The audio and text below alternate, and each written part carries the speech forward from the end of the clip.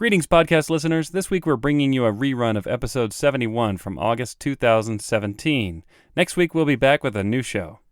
It takes more than great code to be a great engineer. This is Soft Skills Engineering, episode 71. I'm your host, Dave Smith. I'm your host, Jamison Dance. Soft Skills Engineering is a weekly advice show for software developers as well as squash soup. So that's what you're having for lunch. That is correct. I am so creative. I am creative, and you are just a great detective. Yeah, we make a good team. Is 71 a milestone of any kind? Is it prime? It feels prime. It feels pretty prime. It's not even, so it's prime. That's how the algorithm works. Boy, 50-50. We have a thing or two to teach mathematicians about finding prime numbers. It's so easy. Listen, you guys are like crunching away on these giant supercomputers. Just why? Look at the least significant Just look at the bit. last. If it's a 1, it's fine. Prime. That's called Dave Prime. That's right. It's a Dave Prime. Maybe in dog years, this is like an auspicious age to reach or something. Yeah, it's I don't like know. Anyways, triple a dog life. Yeah. We have a bad interview experience. This one languished in our queue for a while, but we finally got to it. And I think it's hilarious, so I'm going to read it. All right. Right out of graduate school, I was in the process of interviewing and got through 2 phone interviews to get to the final in-person interview at a location-based startup. The office was mostly sales, but it also had a small dev team. The in-house recruiter gave me the rough itinerary 2 days before. Get there at 8, have a 4-hour-long interview with the team, and then possibly a short coding quiz. I get to the office 20 minutes early, but have to wait 45 minutes more for my first round of interviews because the internal meeting went over. The recruiter apologized to me and asked me if I wanted breakfast. I said, I'll take something small like a bagel, and she said, okay, and then disappeared, never to be seen again. I got through the culture interviews just fine, though I thought it was a bit odd that several of my interviewers brought in their catered breakfast and lunch into the room, but never offered me some. Oh. And I had to go find my recruiter so I could get a cup of water between the interviews. This is all... I just assume this is hazing at this point. They were like, look, you need to be... This is like surgery. You need to be fasting when you come to the interview. Wait, do they do that in surgery? Yeah, you can't eat like 24 hours before the surgery or something. Oh, before the... Oh, I thought you were saying like surgeons get interviewed while they're... What? Is that to test their metal somehow? I believe it. Those people are usually pretty hardcore. Yeah. Oh, yeah. Okay, it's because the coding quiz they give you would make you throw up, maybe. Yeah, exactly. It might empty your stomach. When you see our interview process, you're going to want to have nothing in your digestive system. The final interview was with who would have been my boss, the senior engineering lead. She asked me the normal bank of engineering questions and then let me ask anything. She also sent me some vibes that the engineering team isn't really respected and that as a junior, I'd be expected to put in overtime and be on call on weekends without comp time and without being able to say when I would be on call. Then I got some seemingly weird questions. Do I work well with loud noises? What? How noise canceling are my headphones usually? What? Yeah.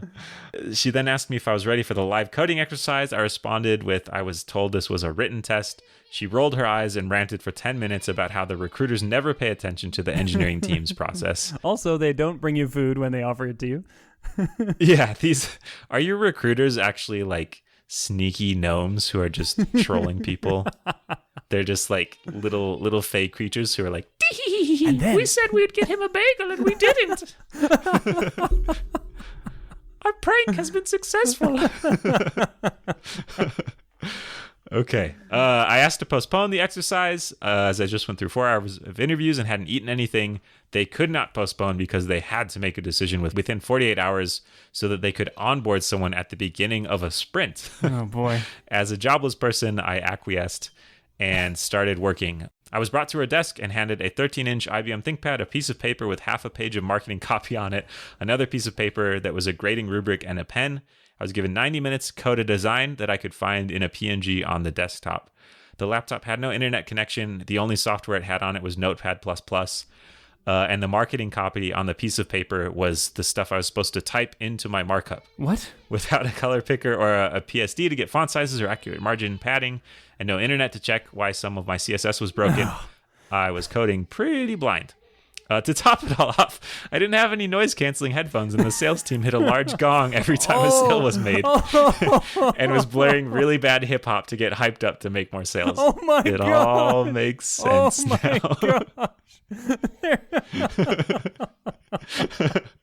You could just hear like the chest bumps as they like bro down in the other room. Gosh. Yeah, bro. And then you hear the smack of chests hitting each And a other. big gong. Yeah. I got about 30% of the design done by the end of the time allotted, but I hadn't done it that well. Based on the rubric, I had failed anyway. The engineering lead took me into the recruiter's office so I could wrap up the day, but the recruiter had left early and nobody knew where she was. So I was escorted to the front door by the receptionist and left. Another gnome trick. I didn't hear back from them. Yeah. So that sounds so good in so many ways.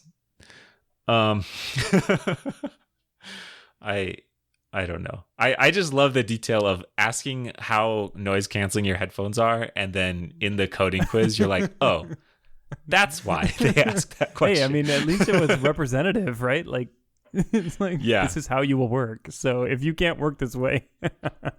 Yeah. Oh my So maybe gosh. it really, I mean, it sounds like they thought you failed the interview, but also you dodged a huge bullet there. Oh yeah. Yeah. Plus you now have a gem. You have a story you can tell forever.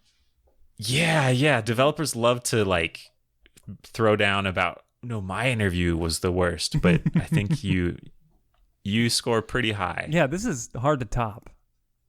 Yeah. So how well do you write code in loud, noisy environments? No, There's like really, how good are your noise canceling headphones?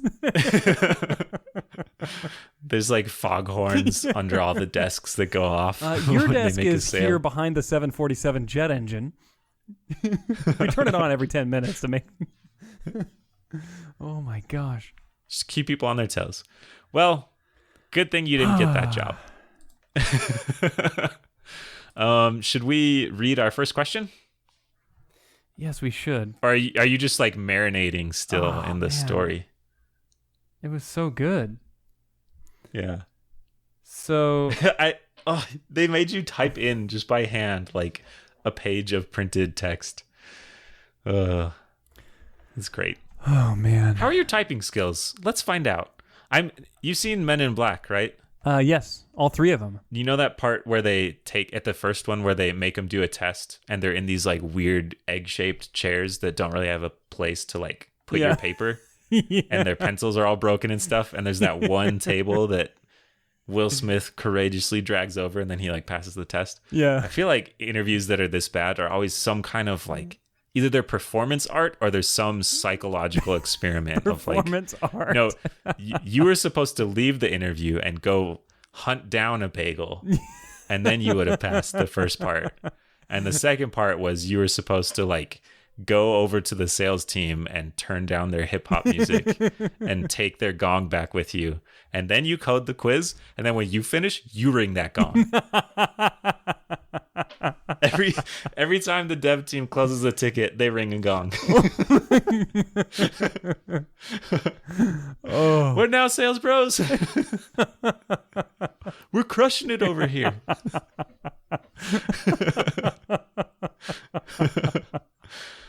Oh. I just can't stop laughing. You failed that interview the moment you didn't follow that recruiter who promised you a bagel.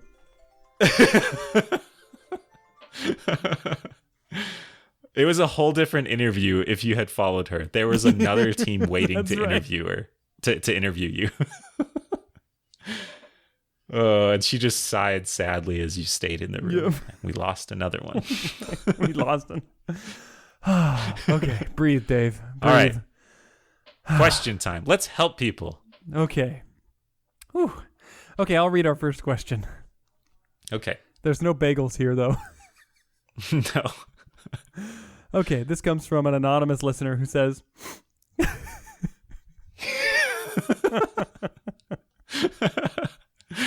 Oh my gosh. If anyone sends in a story that can top that, I will just be so happy.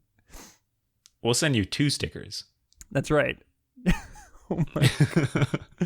Okay. This question comes from an anonymous listener. It says, we have been rapidly expanding. Occasionally, I am given a team of my own to complete a product or feature. My position as a lead isn't formalized. I am sent off to champion and coordinate developers without any managerial power. I think this is a great opportunity for me. Unfortunately, I find myself struggling with an internal balance of not dictating things to developers who are technically my direct peers and showing management my ability to lead and produce results. Do you have any advice about how to finesse this leader but not leader situation and general tips for first making this transition when you're not a senior developer? Love the podcast and thanks. You're welcome. Have you tried creating a totem or item of ceremonial power and just holding that? Like a conch? Yeah, or some kind of staff with like a cool crystal on the end. Yeah. Or I guess maybe on the end would be like a smashed up old iPhone or something, because it'd be more techie related. But it's sapphire. Some kind of yeah. Some kind of item that you just hold, and then people automatically do what you say. Sounds like a way to get people's respect and authority. I think that's called a gun, actually. There is one of those things. It's the threat of violence. It's not very ceremonious, but it works. Yeah, don't do that. So it sounds like they mentioned transitioning when you're not a senior developer, so they are not a senior dev, and there are no senior devs on their team. There actually, I trimmed out some stuff. There are a couple of senior developers on the team who are technically leading the team, but what the question says is that occasionally this person is given a team of their own to go complete a product or feature, but it's not formally assigned as a lead developer on that team. So like they're on a team. Yeah, I'm having a hard time reconciling this because it says lead this team to get the feature done. They're just like, you work with these people, get this feature done. Right. But it says I am given a team of my own. And I don't know if that means it's just like the temporary sub-team that you're a member of, or if it's a temporary sub-team that you are responsible for and a member of. I don't know. I guess, I don't have a way to answer that. Yeah, I don't either. Let's assume that there's some degree of authority being given here, but it's not managerial, and certainly it wouldn't be recognized by the HR department, who carries the staff of managerial authority. Yes, they do have that. It's called the spreadsheet with everyone's salaries. That's right. Yeah, so it sounds like, especially that last part about I don't want to dictate things to people who are technically my peers, but I also want to get stuff done. It sounds like you believe that if you were a capital M manager or capital L lead, then you would have the power to dictate to your no longer peers what to do, and they'd be fine with that because you would have the power. Right. And in my experience, that's a real crappy way to work with people. Not even just lead. It's also a crappy way to lead, but boy, does it stink to work with someone like that. Mm-hmm. So I would question your whole approach. So when you are the lead or manager, you do have the responsibility to get stuff done in a way that doesn't fall on the rest of the team. But just turning that responsibility into a dictatorship on the team is a great way to make your team not like you and make smart people not work there. Yeah. I want to give the listener the benefit of the doubt as well, but I'm hearing this undertone, like what you're saying, Jamison. The undertone being, if only management would bless me with the authority, then I could tell everyone what to do and not feel bad about it. Yeah. Like I feel bad telling them what to do now because they're my peers. Right. But I wouldn't. But if only I could tell them what to do and have them not be my peers. Yeah, then it would be okay. And the big secret to leadership in engineering and maybe even everywhere else is that leadership is actually not about telling people what to do. It is about inspiring, supporting, and serving the people who you are responsible for, driving consensus within that group, and helping them achieve their goals and being the kind of leader that they want to follow and that they want to that basically inspires them to do what they already know they need to do, right? I think nobody likes to work for a manager or lead who hands out tasks and orders and tells you to do the job their way because they said so, and they are the one holding the badge. Yeah, and that also just doesn't scale as well, because if they're looking to you to tell them what to do, that means you have to know what everyone should be doing all the time. And you have to be so down in the details and micromanaging things that you can't do the broader things like supporting the team, like Dave said. It's infuriating and stressful, and also it just doesn't scale to larger teams and larger problems. It also doesn't scale along the dimension of your own professional growth, because being a team lead might not be a destination for you. And if you get so caught up in the details of doing other people's jobs for them, you will never be able to grow to even the next level of responsibility for you. Yeah. So I think this sounds like we're giving you the smackdown, but I think it's good news, because the thing you should be doing is easier than the thing you want to do, which is you should be helping the team decide stuff. I think people that you work with in general have great ideas, and if you bring those ideas out and help the team agree on them, they will get things done faster and better than if you just say, this is the way we're doing it. Mm-hmm. Even if your idea in a vacuum is technically better, the fact that it's just being shoved down people's throats will make... There's a lot of ways you can make a good idea not work out. That's right. Not deliberately or inadvertently. Mm-hmm. But ideas that come from the team that the team agrees on and likes are easier to implement well. That's right. And everything we're saying right now, I think, applies not only in your position. In other words, without authority, you have to exercise these skills. But even once you do have that authority, you will still have to exercise these same skills. In fact, maybe even more so when you're in a position of authority, because people will actually follow your ideas sometimes to their own detriment if your ideas aren't that great, right? Yeah. I mean, I have seen this go down when I was at a previous job and had a position of authority, and I miscommunicated some ideas repeatedly by using a word that was ambiguous that I didn't realize was ambiguous. The word was prioritize. And I would say, okay, team, I'm handing you this bug to prioritize. And you can interpret that two ways. And about half the people in my organization interpreted it one way and half the people the other way. And that was, about half thought it meant select an appropriate priority for this bug and fix it along with your other priorities. The other half of the people thought it meant make this a high priority and fix it quicker. And oh man, it was so bad for me, because it was like all this time I thought I was telling them to select an appropriate priority. They interpreted it as something else, and then they did it, even though it was a bad idea. It wasn't even the idea I wanted them to do. And so you have to exercise so much more care in how you lead and influence people once you do have that authority, that practicing it when you don't have the authority is great. It's also just the way you work with peers. Yeah, it turns out.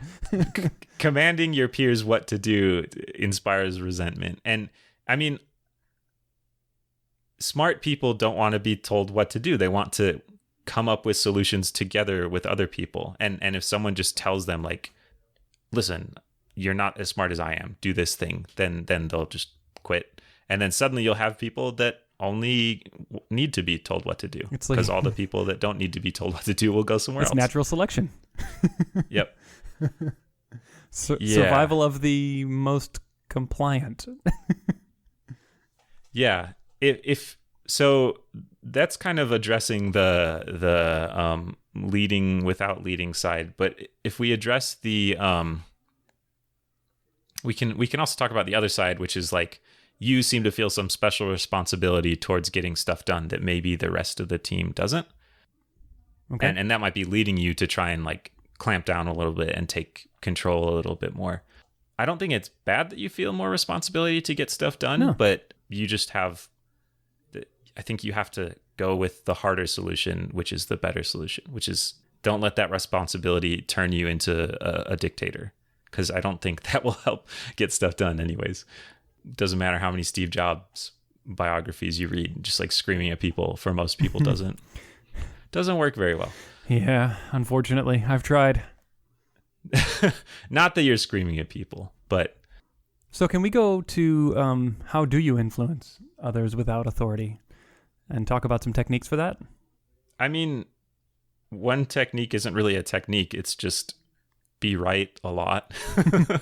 Just establish trust with the team. Mm-hmm. And then you're still not saying, here's what we have to do. Listen up. Here's what we're going to do. You just say, you use your experience and your reputation to lend weight to your suggestions, but you still bring suggestions to the team. I think in addition to making suggestions, it pays to take the time to explain why you think these are the right things to do. Do put actual weight behind it in the form of evidence that other people can relate to. I think sometimes things feel right to us as an engineer, but it's actually much harder to take that feeling and transmit it to someone else in a way that they can internalize as well. And so saying things like, I'd like to propose X for the following reasons. It will buy us X amount of value in this way. It will save us this much pain in this way. And here are some bad things about my idea that I think are trade-offs we also need to be aware of as we're making this decision. And if you lay those things out for people, oftentimes in written form, I think people will be more likely to follow you because they can see that you've thought it all the way through, and then they can internalize your argument just like you have. Yeah, that makes a lot of sense. I think a theme with that is you're addressing people's concerns. You're not commanding them. Yeah. Also, you could promise to provide bagels and then disappear. I've heard that might... Conduct psychological warfare on your teammates. Mm-hmm. Maybe bring in a gong. Bring in a gong. Bring in two gongs. Mm-hmm. One gong is for bugs that get opened, and the other one is for when they get closed. Well, good luck. I mean, I actually think that the fact that you're thinking this way bodes well for your future. And I say that because what I see is someone who is responsible, cares, and is engaged and wants to do that. I think that not everyone is like that. Not everybody wants to be engaged at that level. And so that's great. I think it'll be a good opportunity for you. I do think that you need to be super careful to not put too much weight on official authority that has to be given to you before you can start influencing others for good. Yeah. I want to just tell one quick story about a great technical manager that I had. It was at my last job. I worked with a guy named Joel Dillon, who's the CEO of Koali. There were not that many employees when this happened, so he was still a little bit in the weeds of managing this team. And we wanted to decide on a technology for this new project that we were going to start. And it was basically like the boring established technology that we knew well, and the fancy new, just insanely futuristic, yet also a little bit untested technology. And his approach to this was to just get the team in a room, schedule an hour, and have us all like talk it out. And we wrote down pros and cons, and we talked about like what happens if the people who love it quit, and then the team is left with it. What happens if but what about the effort it would save us if all these productivity benefits pay off? And we just talked it out, and he expressed an opinion, and then he said, but that's my opinion, and I want you to take it as a member of the team, not as what you should do. The team is going to decide what you do, and then just come back and tell me what you decide. So He kind of like led a discussion. We decided. It turns out we made the wrong decision, and he let it happen for a while. Oh, wow. And then we fixed it later, and the wrong decision was not the decision he recommended, but he was okay with it because he placed more value on the team deciding than on them doing what he said. So when the team decided, did he already know that was going to be, or did he already believe that would be a bad decision? Yeah.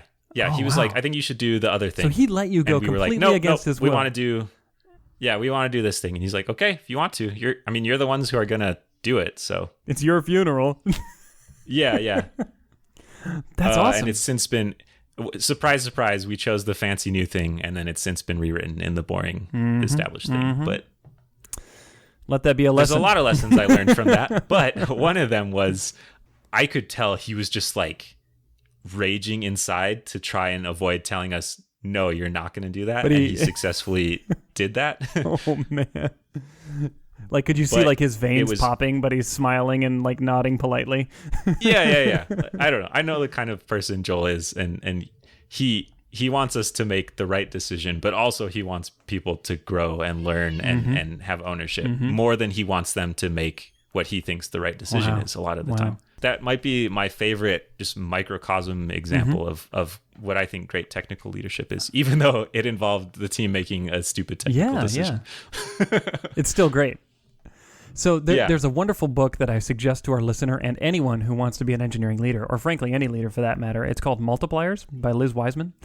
And one of the attributes that she identifies as being a strong leader attribute is what she calls a debate maker, which is a leader's ability to get people to engage in an argument. And I don't mean like contentious fighting, but rather debating the merits of ideas with each other on their own grounds without having to like ultimately be the decision maker. And it sounds like Joel did a great job with this. Like he let the team come together, he let the team debate the various ideas, and then ultimately they decided together, even though it was against his his suggestion, right? But the team debated it and came up with their own idea, even though it turned out to be wrong. Yeah, I think the key was he valued the culture of engineering ownership and autonomy more than making what he thought the right decision was in this specific thing. And that was a thing that is like written on the walls there, and we talked about in meetings and stuff, but like it really happened there. Awesome. So it was cool to see. Cool. Question answered? Question answered. You want to read our next one? Yes, I will read the next question. This is from Antonin, who we answered questions from before. Good job asking good questions, Antonin. It probably means you have bad things happening in your life, so sorry about that. Is that the theme for every one of our question askers? It's like every single one of them is suffering in some horrible way. Yeah, exactly. No one's ever like, everything is fine. What should I do? Just keep going. Good job. All right. Antonin says, how do you deal with burnout after an extended period of crunch time, both as a company and as an individual? At my job, I just finished a 6-week sprint from hell, and now I find myself unable to focus, both at work and in my personal life. I feel too burnt out to read, code fun stuff, or do anything productive, and obviously to work. I want to get back to my usual self, but I'm struggling. On top of that, my coworkers are feeling similarly. As an individual, what would my best bet be in terms of recovery? As a senior developer or de facto team lead, what would be the best thing I could do for my coworkers? Look, just binge watch Netflix until your eyes are just so bloodshot. You've been awake for 40 hours straight watching TV, and then I think you should feel better. So what you're suggesting is you burn out on being burnt out. Exactly. You have a 6-week Netflix sprint. You'll be so happy to get back to work. So I think every year or two I experience some amount of burnout, and sometimes it results in me quitting, but sometimes it is just a thing I deal with and then get over it. And I don't think I have like a hard and fast solution for it, because if I did, I wouldn't experience it that regularly. But I know what helps me when I'm feeling that way. One of the main things is I have to take on smaller things that are more easily like measurable and digestible. So when I'm not burnt out, I can take on these broad, undefined tasks like we need a new backend. Go figure out what it needs to do and how you're going to build it and build it. And when I'm feeling super burnt out, it's like go through and fix up all the styling errors in our code base. Or like, I don't know, there's a word I can't think of. Normalize? It's not normalize. Well, I don't know. Like the CSS is all weird, so we have like different paddings everywhere on all our buttons. Go make those consistent, or consistentify. Like consistentify. That's the word. Or like go take on a bunch of these small little bugs that are quality of life improvements, but not like showstoppers. You know, they're not hard to fix, but there'll also be some measurable outcome. and doing this helps me feel like I'm still accomplishing things and providing value, because if I don't do that, then it kind of feeds into the burnout feeling of I can't get anything done, and then I don't get anything done, and then I think I can't get anything done, and I don't get more done. So yeah, it kind of spirals a little bit. So breaking out of that spiral helps a lot for me personally. Yep. Have you ever like taken a sabbatical or just some extended period of time, just like more than just like a few days off? No, never in my life. And I actually, this is a thing I want to do. I'm gonna do it this year, probably at the end of the year. I'm just gonna go like a month without doing any client work. Okay. But no, I'm horrible at disconnecting on vacations. I have a coworker who I've known for about 10 years, and about every 4 or 5 years, he takes like a 12-week vacation, just something crazy, and he takes it as an opportunity to reassess what's important to him, which happens naturally, by the way. When you disconnect from your regular routine, you start to realize that a lot of what you do is just following the day-to-day demands that get levied on you kind of incidentally. And he takes it as an opportunity to get more purposeful about what actually is important to him. And so far, every time he's done this, he comes back and quits his job. So you don't have to do that part, I think, but it is a great way to take stock and kind of reboot. But it's kind of a blessing of the privileged. Not everyone can afford to just take 12 weeks off of their job. I couldn't even afford the health insurance to do that, let alone the time without income. But anyway, it might be something you do. It's not something I've ever done, but man, when this guy reports to me what it was like when he got back, it's like he's a whole new person with all these new ideas about what makes him happy and whole. I think I've talked about this on the show, but we had several months of crunch time at one of my earlier jobs, and we worked with great people who, after the crunch time, recognized that the team needed some time to recover. So we still came in. I think they just gave everyone a few days off right after the crunch time, and then when they came back in, when the team came back in, we basically decided that we would do a couple weeks of low stress work, basically. So we identified some refactoring things to do. It was basically the kind of work I talked about, like a lot of fixing up and cleaning up and things that make the team feel better that aren't very stressful. Yeah. And I think that helped. It was a pretty crappy time in the crunch time. I haven't had a time like that since, and I don't want to, but I don't have any lingering resentment over it. I feel like we were taken care of well after it. That's cool. One thing I found that works really well to get out of burnout at work without just quitting your job or taking a long vacation is to try to work on a greenfield project, something brand new. You don't have, all this brownfield legacy requirements to keep in mind.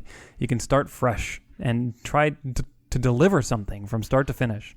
For you and your team. I mean, the question asker says, for me and my company. And I have found that can be totally rejuvenating, just to start over from scratch on something brand new. So maybe, are you thinking kind of like a hack week thing where you just take a week, make a new project, or just a new business? I actually project? think hack weeks can be detrimental to the burnout problem. Because he specifically mentioned that he's having a hard time focusing, I've done 5 hack weeks, in one per year for the last 5 years. And after each one, I found the team had a really hard time recovering their focus afterwards. It took several weeks to get back into the groove. So I don't think a hack week. I think what you should do is embark on a new project, greenfield, if it's possible. I bet it's not. That sounds nice if you can do it. I think that if you're a leader and you know that your team is having to go through a crunch time, one way to orchestrate the recovery from the crunch time is to try to schedule things so that after the crunch, you can focus on building something new and exciting. Yeah. Although maybe it was a new and exciting project that led to the crunch time in the first place, so that could backfire. Yeah. I think also as a leader, just acknowledging that burnout is a thing and people are feeling it helps a lot, because some people might be suffering silently and just feeling miserable and feeling like there are all these expectations that they're now not meeting. Yep. but acknowledging that the team needs some time to recover, and demonstrating that through vacation or whatever your personal techniques are for dealing with it. I think that could help a lot. So I don't deal well with burnout generally, but I do have 2 techniques that I use to fight it. The first technique that I've used and is not what I recommend because it actually sucks a lot is quitting your job. And I know that we joke a lot on this podcast about how quitting your job is like the universal answer, but if you have a decent job, you're just burned out, quitting your job actually really sucks. And after quitting my job, sometimes I look back and I go, I was burned out. And frankly, if I could have just taken a few weeks off, I would be fine now. But now I have to start this whole new job and build rapport with my new team and so on and so on. So I actually don't recommend quitting your job unless it's chronic burnout that is clearly baked into this job. The second thing I do is regular exercise, where I don't mean just go out and like burn a bunch of energy. I mean make it a consistent part of your day, every day. For me, I ride my bike to and from work, and it makes a huge difference to my personal well-being. Huh. I would ride my bike to work if I were being chased by animals and there was a bike, and that was the only way I could escape them. But I do exercise, and it helps a lot. Mm-hmm. Just in general, taking care of myself helps, and not taking care of myself exacerbates burnout. So if I go home and play video games all night and like cram down several packages of Oreos, which I can do, surprise, surprise, I work less effectively and I'm less focused afterwards. I also resort to stupid video games sometimes when I'm feeling burned out, and it just makes me feel worse. Yeah. So, well, let's dig into this. What kind of video games do you play? You said they're stupid. I only play one, How stupid? and it's League of Legends. Oh, okay. Yeah, that's perfect because it's basically the same as Dota. Mm-hmm. And when you win, you get this like fake high. But then even after you're done and you win, you're like, I feel like I have accomplished a thing. But what is different in my life now? Oh, I have -1 hours. And then when you lose, your team is all yelling at you and they're fighting with each other. And it's just like this cesspit of misery and despair. And that is not on the list of things that helps with burnout. Oh, it's not. Okay, good. I was confused about just that. Just wallow in it. You know what my secret is to avoiding burnout? I just dive into it. Dive into the burnout? Into the cesspool? Yeah, just luxuriate in the misery. So these video games have, you said you get a high from them when you win, but I don't get that. What I get is, I think, oh, it's Dave, over. You need to get better at it. Well, like, no. Like when I win, it's like, oh, because, these games are designed to like addict you into leveling up your character. And then you're like, oh, but I didn't get to buy that last item to really max out my attack damage, right? I always feel like I'm like I got to play another game because I didn't get to max out my level. Anyway, they're designed that way, right? To just make you have these obsessive responses to them. I think Dota's designed to make you spend money on its cosmetic items. Okay, and it works. Did you know it's a free game? And also, the average amount of money that people who spend money on it is way more than what it would cost to buy like a regular expensive video game. There you go. So with that done, we've solved burnout. Solved. I think the fact that people talk about burnout so much means it is a tricky problem to solve. And there probably aren't really easy solutions to it. I know that when you were talking about quitting your job and how that's a bad solution to it, it reminded me of this blog post I read by this guy named Jamison, he might be like the first programmer that I learned about and looked up to.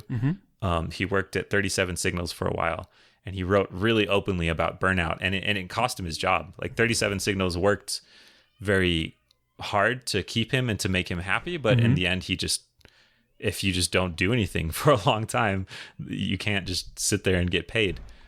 So he had to quit, and then he kind of went on this journey of self-discovery, and it was a long process for him to recover from it. But it was painful and it was hard.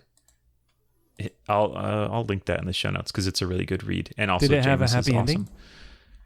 Yeah, it had a happy ending. He's kind of like found his happy place again. He actually dove into Maze Generation, after he quit his job. So that's your burnout cure. Generate mazes. No, but it was for him.